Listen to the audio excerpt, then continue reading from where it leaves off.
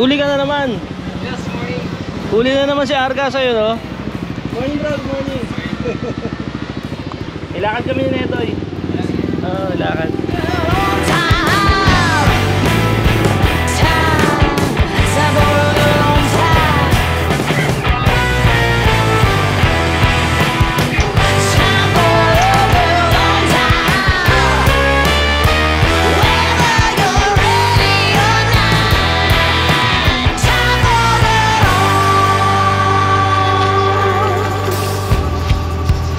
Tandaan nyo na yan si Netoy. Yan na yung huling beses na makikita nyo siya.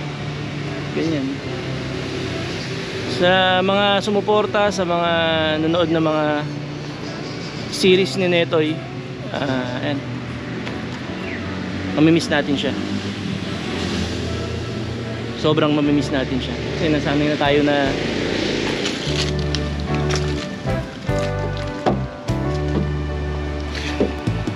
mamimiss ko talaga yan. Sa mga supporters ni Netoy, alam ko kayo rin, mamimiss nyo. Kaso, ganun talaga. May mga bagay na kailangan talagang mangyari. Paliwanag ko.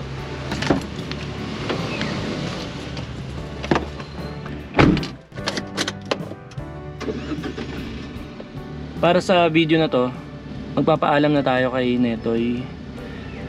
Yung nakasanayan natin, hindi na ganun.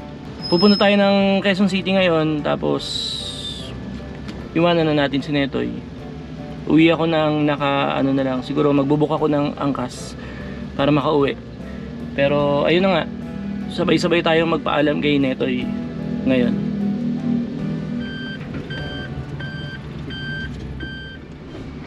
Bro, alis na si Netoy. Mamimiss mo ba to?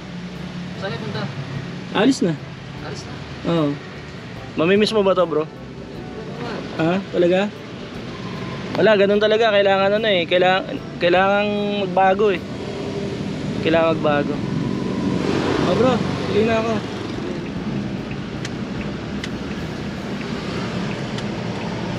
Nung nagtanong si Arcas kung bakit alis na si Netoy, hindi ko ni-record. Inano ko lang, in-off cam ko. So si Arcas yung unang nakaalam kung bakit magpapaalam na si Netoy. And nagulat siya. Talagang ano, hindi niya rin expected na ayun nga, magpapaalam na si Netoy. Bali ang gagawin natin, pupunta tayo ngayon ng Quezon City. Tapos iwanan natin si Netoy doon. Kaya ayan, mamimiss talaga natin ang minivan na to. Yan, babagtasin natin yung paborito kong highway.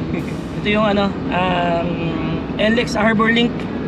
Dito yan sa Valenzuela, ang paborito kong super highway. Tingnan nyo sa Valenzuela, hindi nakababa yung mga barricade. Diretso lang kami, tingnan nyo. Tuloy-tuloy lang kami dito. Wala yan. Yup, low balance na kaya. Nakita nyo, dire-diretso lang kami dito, hindi nakababa yung mga ganon. Parang ano yun, agreement yun ng local government of Valenzuela at saka ng NLEX. Namnamin natin yung sagupa ng hangin. Ayan o, hindi ko sinara yung bintana, kaya rinig natin lahat yan, tsaka sagap natin yung hangin ng NLEX. Linggo ng umaga ngayon, kaya ang luwag ng biyahe. Tingnan nyo to wala. Oh, diba? 3.6 kilometers. Continue straight on A5. Wala, dire-diretso lang.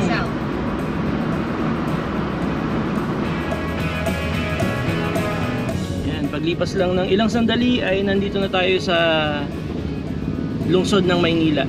Tatahakin lang natin yung ano, Dituazon. So 5 minutes na lang nandun na ako sa destination natin. Kasi iwanan na natin si Netoy doon. kapag ako lang mag-isa nasa loob nito ni Netoy, lagi ko siyang siniset sa second gear. Yan. Turn left on D2 Azan. Yung second gear ay yung hindi na siya dadaan ng primera para hindi masyadong stress yung engine niya. So kapag naka second gear, nasa segunda siya agad. Yun yung ginagawa ko pag ako lang mag-isa, kasi kapag magaang naman yung load ni Netoy, tapos city driving lang, puro patag lang, wala masyadong ahon, pwede siyang nasa second gear. So nag-i-start siya from neutral, diretso agad ng second gear, hindi na siya dumadaan ng primera. Ano pala yun? Mas fuel efficient, sabi ng mga experts. Sabi rin naman sa Google. You've arrived at your destination. Where's my destination? Sa Pandi Manila, naglalakad. Commander na ako. Balik ako? Sige. Nakita mo na pala ako. Sige, babalik ako. Saan? Ayun! Eto pala. Ayan, titigilan ko na yung drama. Sorry. So, ayan. 8 lang. Alright. Ayan o, Sir Ernest o. Hello. Kamusta? Ayan, anong gagawin natin? Anong plano? Medyo himasin natin ng konti. Actually, hindi ko pa sinasabi kung ano talaga yung gagawin ko eh. Ba't ko siya iiwanan dito? Hindi ko pa sinasabi. Ikaw na magsabi. Ika-car wash lang natin. Hindi yan. Ayun na. Babalutan si Netoy. Tama ba? Tama. Inform ko kayo kung ano talaga yung gagawin kay Netoy. Hindi ko na kayo dadramahan. Kanina ko pa sila dinadramahan. Sabi ko, babay na kay Netoy. May iwanan lang naman ng 2 to 3 days dito yan. Anong kulay ba lalagay natin dyan? Siguro pwedeng pink. Ba't naman pink? Magpapalit pa ako ng kulay ng rehistro niyan. Okay lang naman sa akin yung pink, kaso papalit pa tayo ng rehistro eh. Pero meron ka nang nasa isip. Meron ka nasa isip. Asol din. Ako nang bahala. So parang hindi ka na magproblema sa registration. So asol din yung ibig sabihin nun. So something blue. Bahala na Sir Ernest, siya naman ang dyan. Siya naman ang expert sa ganyan, kaya bibigay sa kanya yung buong tiwala ko dyan. So magiging asul. Parang bubong yata, itim Itim yung bubong. So ayan, tingnan natin last look ni Netoy. Sarado ko lang ikutan ko lang. Sarado natin. So ayan, ng kulay na hindi ko pa alam. Si Sir Ernest na bahala, pero tingnan natin kung anong mga pagbabagong mangyayari. So ayan siya ngayon. Yan yung kulay ni Netoy na nakasanayan natin. Espresso blue to, espresso blue. Yung Suzuki Espresso na kotse, doon ni-reference yung kulay niyan sa mga hindi nakakaalam at sa mga hindi nagtatanong. Ayan, so tandaan nyo na yung kulay niya.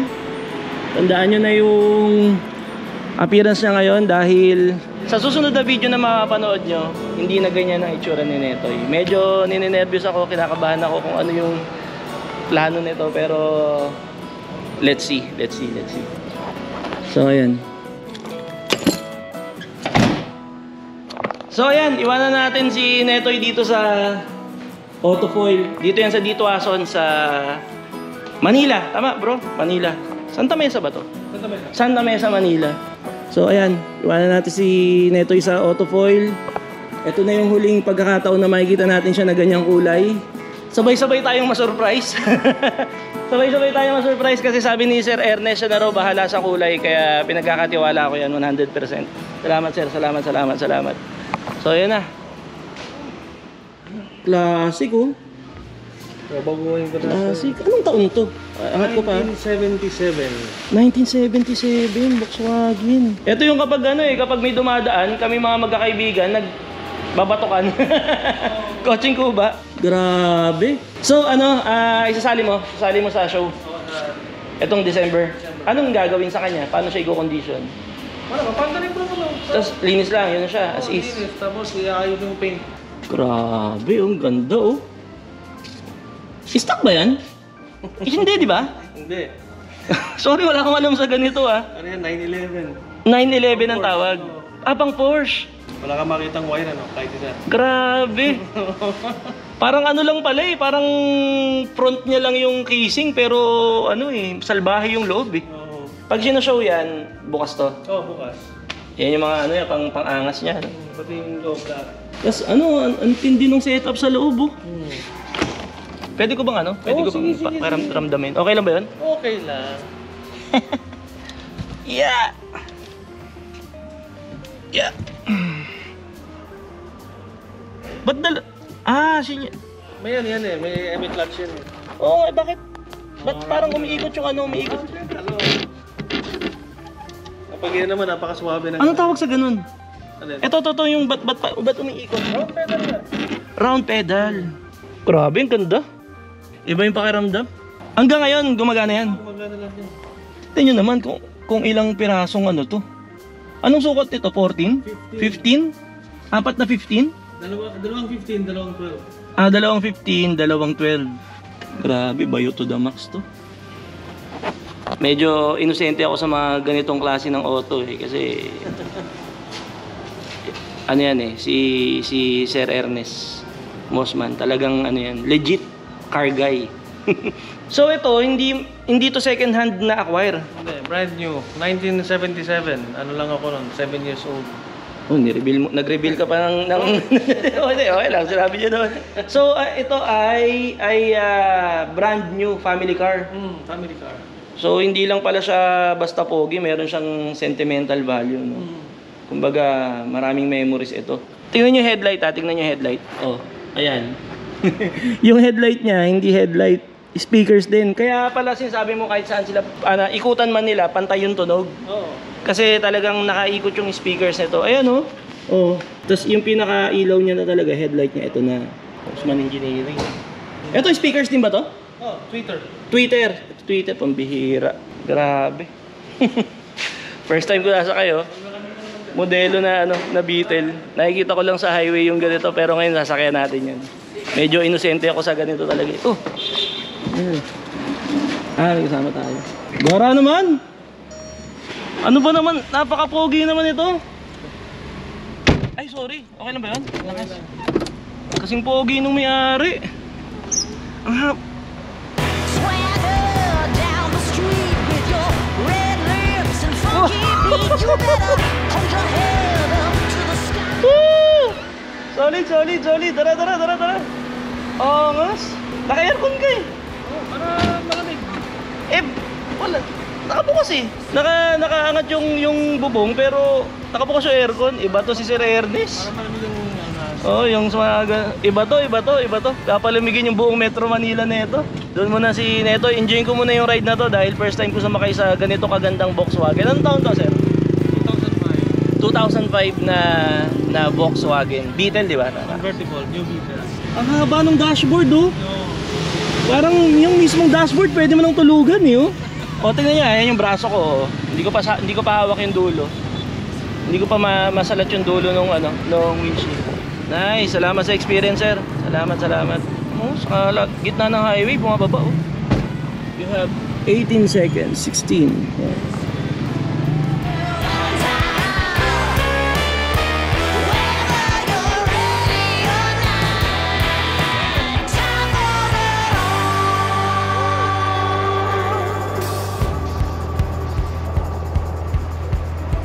Sir, ayos ka lang dyan, sir. Mukhang may matinding surprise ka sa akin sa pag kinuha ko na si Neto, wala akong idea sa gagawin mong design tsaka kulay. Ma-surprise ka lang, okay. Ika-capture natin sa Ika-capture natin sa video yan. Makikita nyo kung gaano kaganda gumawa ang autofoil ng wrapping ng kotse.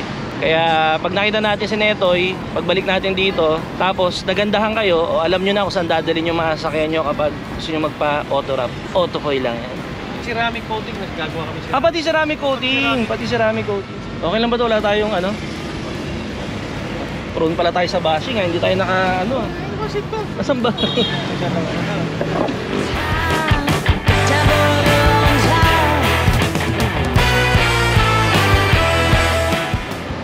Ingat. Bye-bye. Salamat.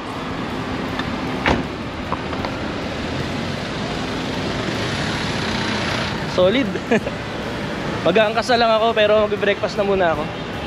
So after mag-breakfast, angkas, tapos ilang araw na hindi makakatulog ng maayos dahil hindi ko alam kung ano magiging itsura ni Netoy. Pero buti wala ako dyan kay Sir Ernest, expert yan. Okay.